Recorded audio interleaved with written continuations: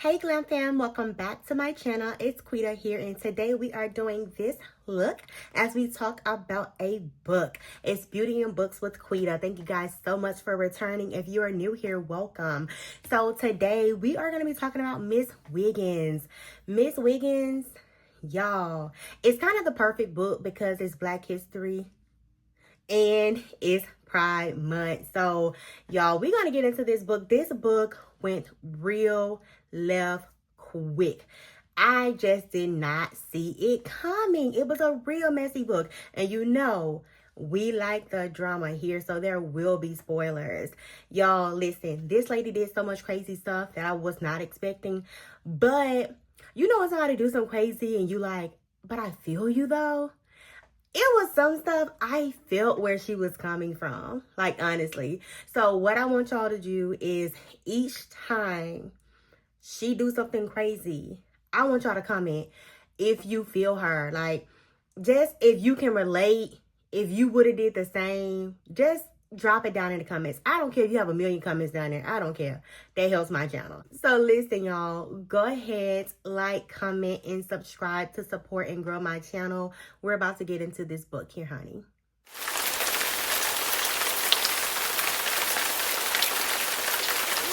1917 in Lexington, Alabama, and we have Maggie. Maggie is poor. Her mom is an ex-prostitute. Her daddy is the town drunk.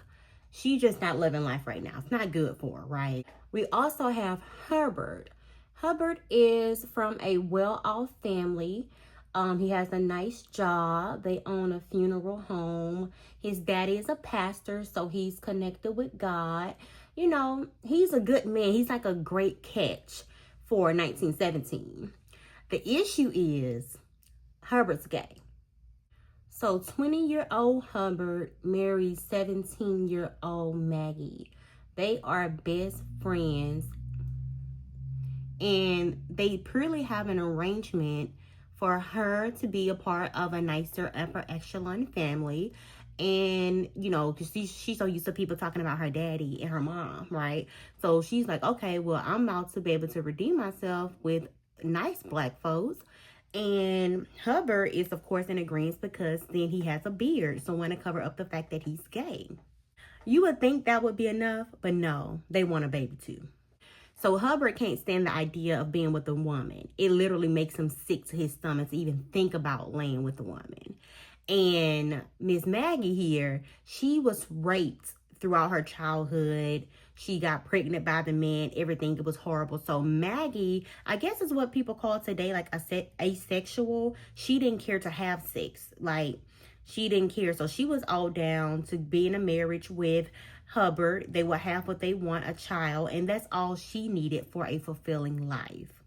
Now, the issue with that is that because they didn't want to have sex, they needed to find someone to give them a baby. Well, not give them a baby. They thought about stealing a baby, but they didn't steal the baby.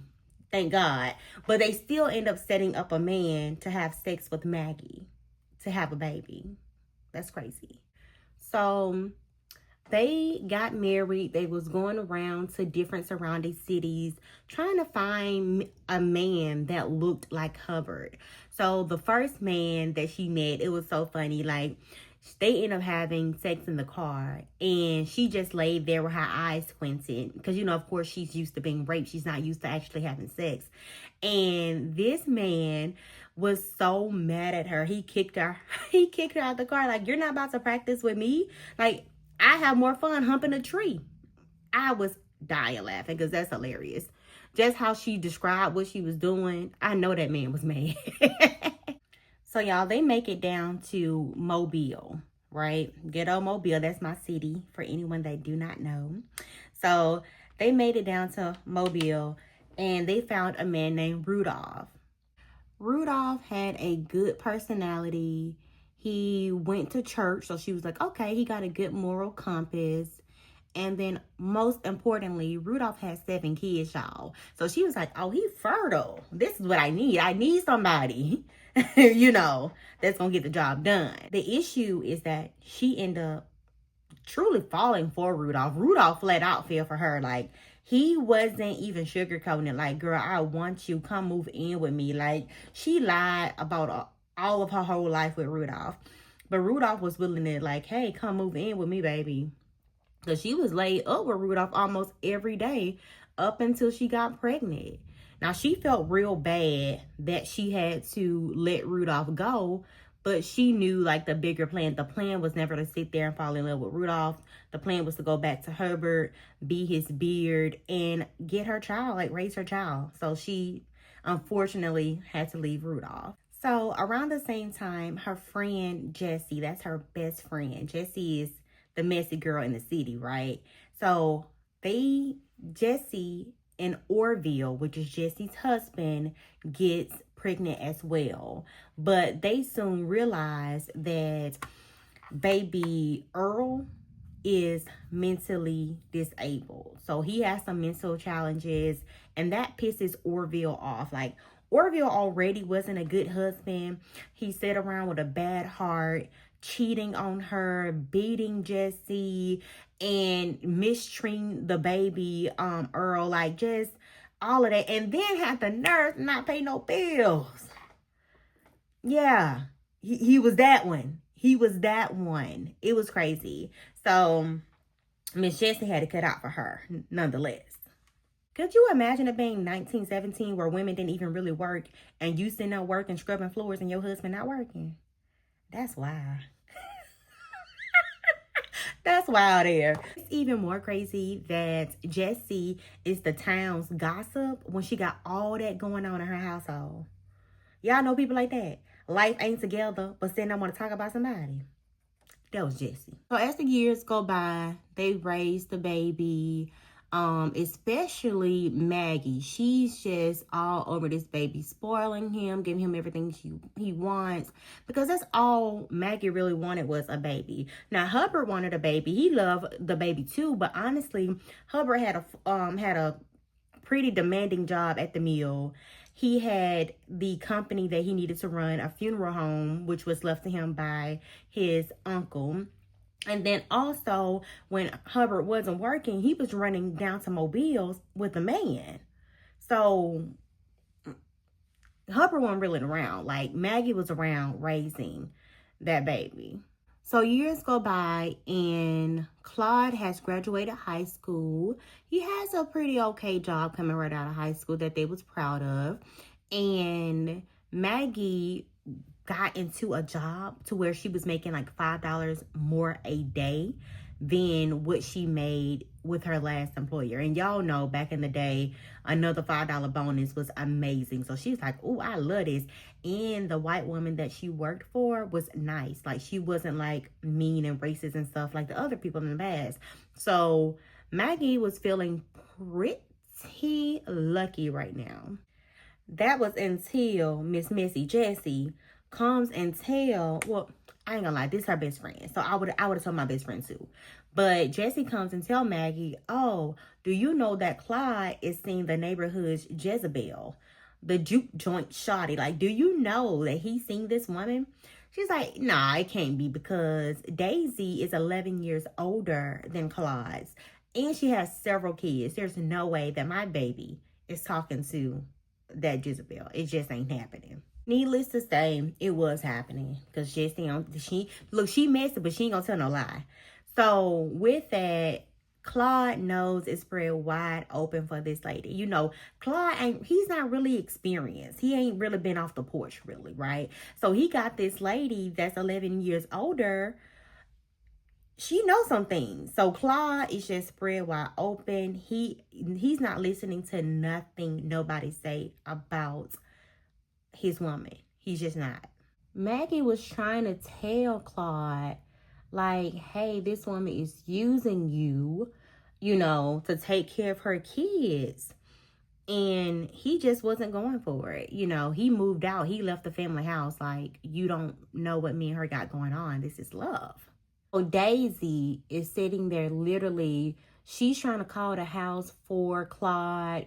Daisy you could literally tell that she was purposely making up excuses and not giving the phone to Claude or not answering the phone at all. And the only way that she started to say, oh yeah, we can get together is when Maggie said that she would help her out with a bill. And that's when she was like, oh, you talking about money? We'll come around. Y'all, why when she came to pick up the money, she gonna have a nerve to say, oh, your house look better than it do inside than it does on the outside. And I would hate for me and Claude to pick up a expensive chore when you and Herbert pass on. Girl, you're already waiting for them people to die so y'all can get their house and their business. That's crazy. People be so low down. Y'all, I know my eyeshadow is falling, but whenever I am wanting to do like a lot of colors or a bold look, I always start with my eyes and then I'll use a makeup wipe to wipe it off. Now, as always, the products are going to be down below. So if you want to know a certain product, I'll list them in order that I apply them down in the description box. So poor Maggie is pissed. She's just trying to hold it together for the sake of Clyde. That is it. Have I been saying Clyde? His name is Claude. Anyway, she's just been trying to hold it together for the sake of Clyde. Lord, she's just trying to hold it together. But then Jessie comes and tell her, oh, well, just so you know, Miss Daisy was down at the juke joint and she was telling everybody technical difficulty. She's telling everyone at the juke joint how Clyde is a fool. She's using Clyde for all his money. She's even using his mama for his money now. Both of them stupid. The whole family stupid. She gonna take them for everything they got. And then she's going up north to run off with her ex-boyfriend. Ain't that messy? Clyde doesn't even believe his mother when she tried to tell him the truth. Like, I just pray my son don't never nose be that open. He can't even listen to his mama.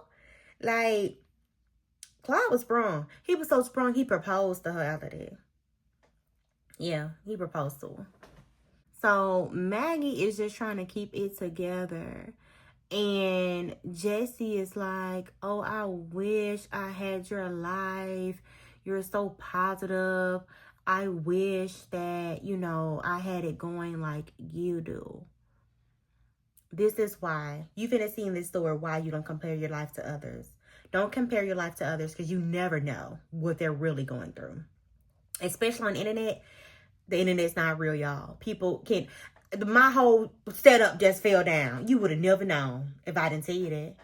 During this time, Maggie's life is literally falling apart. Miss Bauer, her new boss that she was so happy to work for, her brother is coming to move in with her.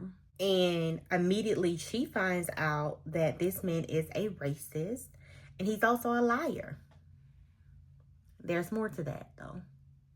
Just wait. And Daisy done started beating on Claude. Claude's so crazy. He's talking so much. She loved me. She beat me because she loved me, mama. It's stupid, I know. But that's what was happening in the book.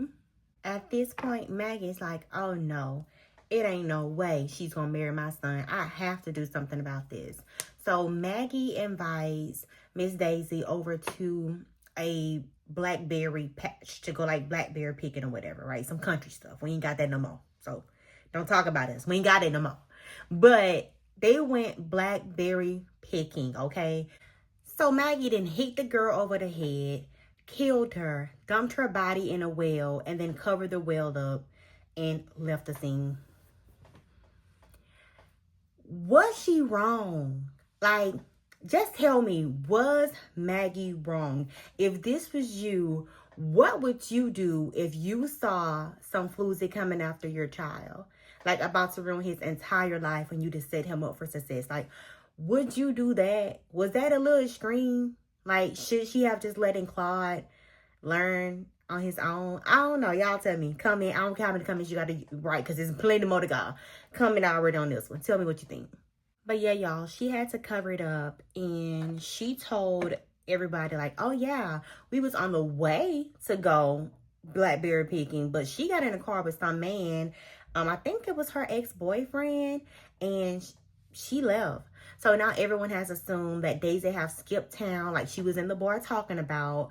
But it was a little unusual that she left her kids because they was like, oh, well, she loved her kids. I didn't think she would leave her kids, but apparently they bought it. She left town without her kids to go be with a man up north.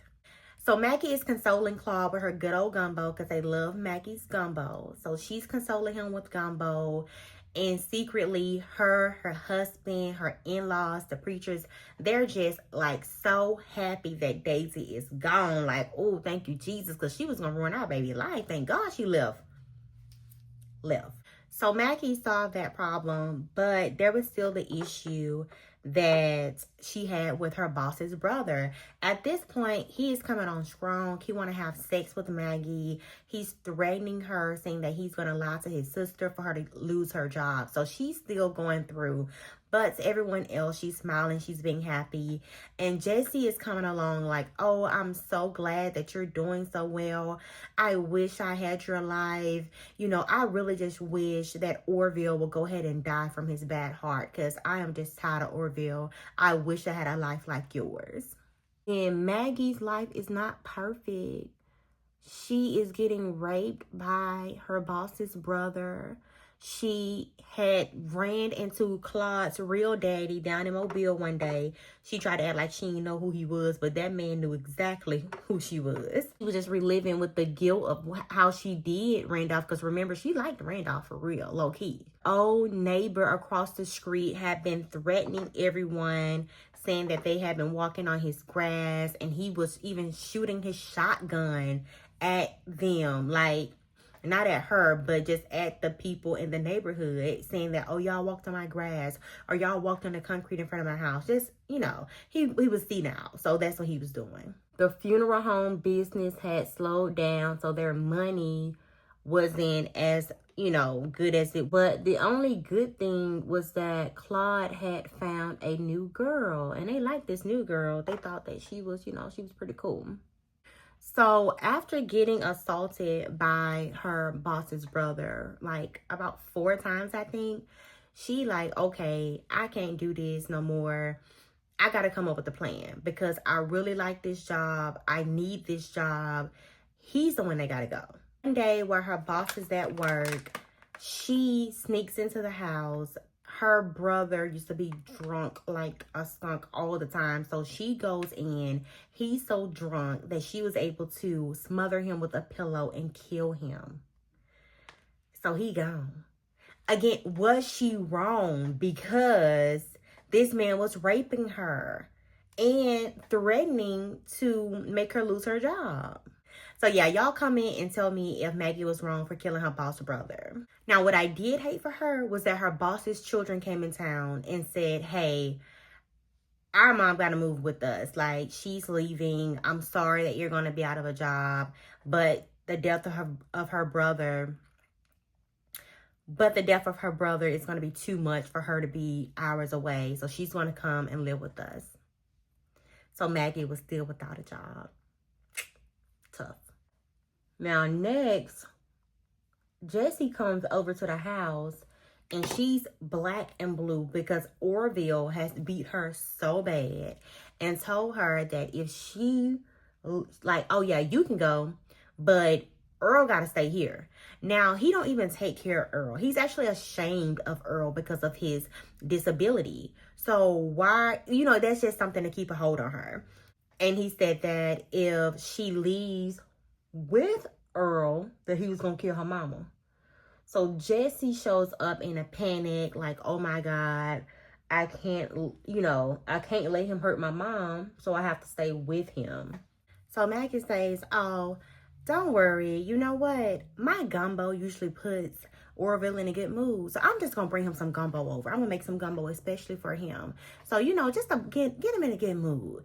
Jessie like, yeah, you know what? That'll help. You know, that always kind of soften it a little bit so he can get on my face and I'll be beaming for the rest of the night. Y'all, why she done poison Orville's gumbo? Now, she didn't kill Orville.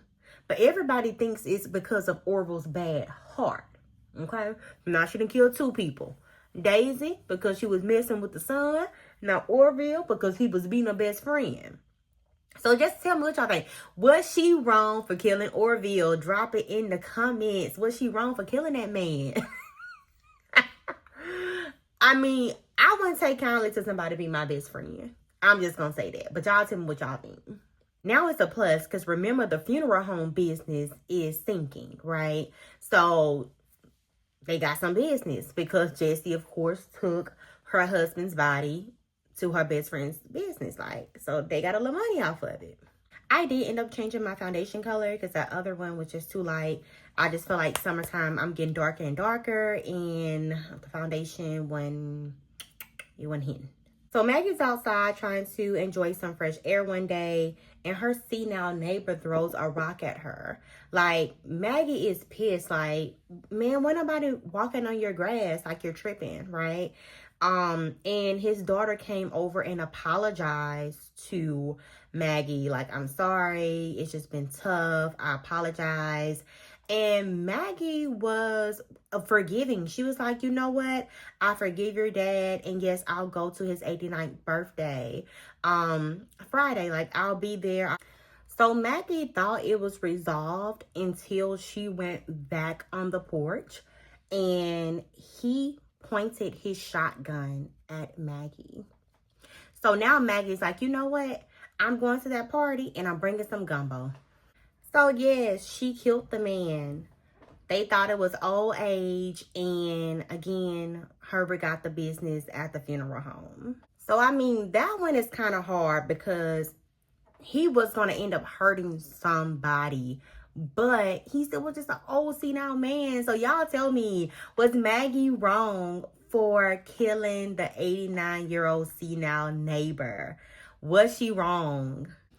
So now that Maggie has solved that problem, again, things seem to be going well. She has a new job, Herbert's business is picking up, and Claude has proposed to a new woman. Everything is great, right? Wrong. Herbert then came and told her that he is sick of living a lie. Herbert says that he is in love with the man down in Mobile, and he just wants to live the rest of his life his way, his truth. He doesn't want to lie anymore, so he wants to come clean and tell his preacher daddy and mama everything. He just want to come clean, and he wants to go down and move to Mobile to be with the man. Now this really pissed me off. I ain't even gonna lie, y'all, because let's be honest, she loved Rudolph, right? And the only reason why she went back was to just stick to this plan y'all had to marry and be a beard. You're going to literally use her all these years, and then at the end, you want to say, oh, yeah, that's it for me. I'm done. I tap. Like, when you're ready to tell your truth, but you let her spend all her glory years, like, just being in your shadow, being your beard, covering up for you as you went out of town to travel and see different men. But now you want to lock it down with Daryl down there in Mobile and leave me? Y'all, Maggie was pissed. She was trying her best, like, to convince him not to tell everyone. Like, well, what about your business? Like, your business is going to fail. He's like, I don't care. I ain't even going to be here. I'm just going to hand it off to somebody else anyway. And then she was like, well, what about Claude? Like, Claude's going to be distraught that you're not his real father. And he was just like, yeah, I'm sorry, but the boys got to know. It was nothing she could do. So she was like, okay, your fate sealed. And y'all know what that means by now with Maggie. Y'all know. So she was like, can we just have a family dinner, like just us three, before we go off and tell your parents and everything just blows up? And he was just like, yeah, that'd be cool. You know, I want that time with you guys. So y'all already know she cooked gumbo. Claude ended up saying that he couldn't make it. So now it was just going to be her and Hubert. She could not imagine, like, just being there by herself, like, as he died and stuff. So she ended up making up a lie saying, oh yeah, I got called into work, but you know, the gumbo is going to be in the refrigerator. I probably should say Frigidaire. You know, this was back in the day.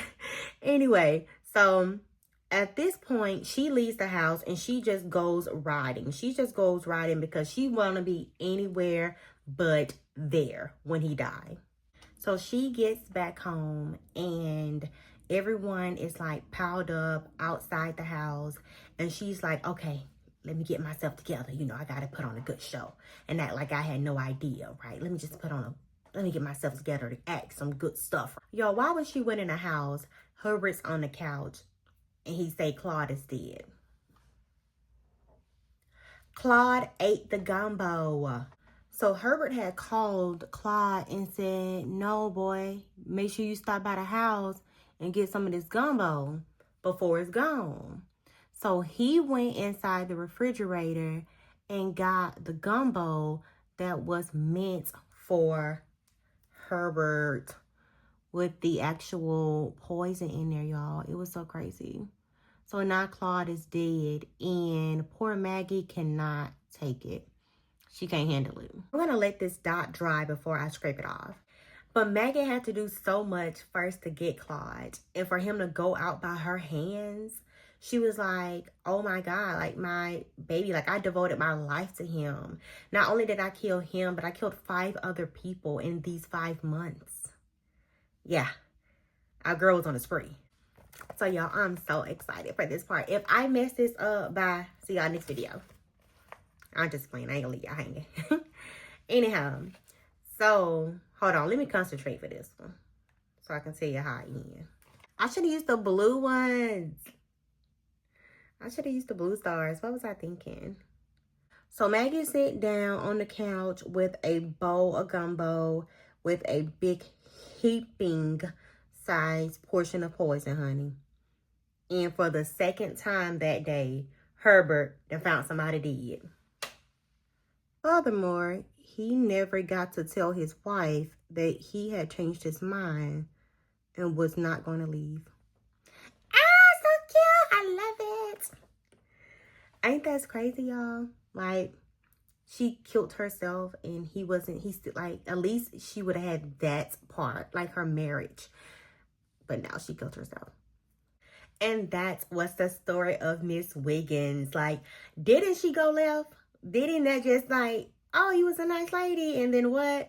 So listen, if you enjoyed yourself, if you're still here, please go ahead and hit subscribe, comment, like, all of the good things. Y'all know what to do to support a person on YouTube. I need it. Go ahead and do that. Thank you guys so much for joining with me today, and I'll see you next time.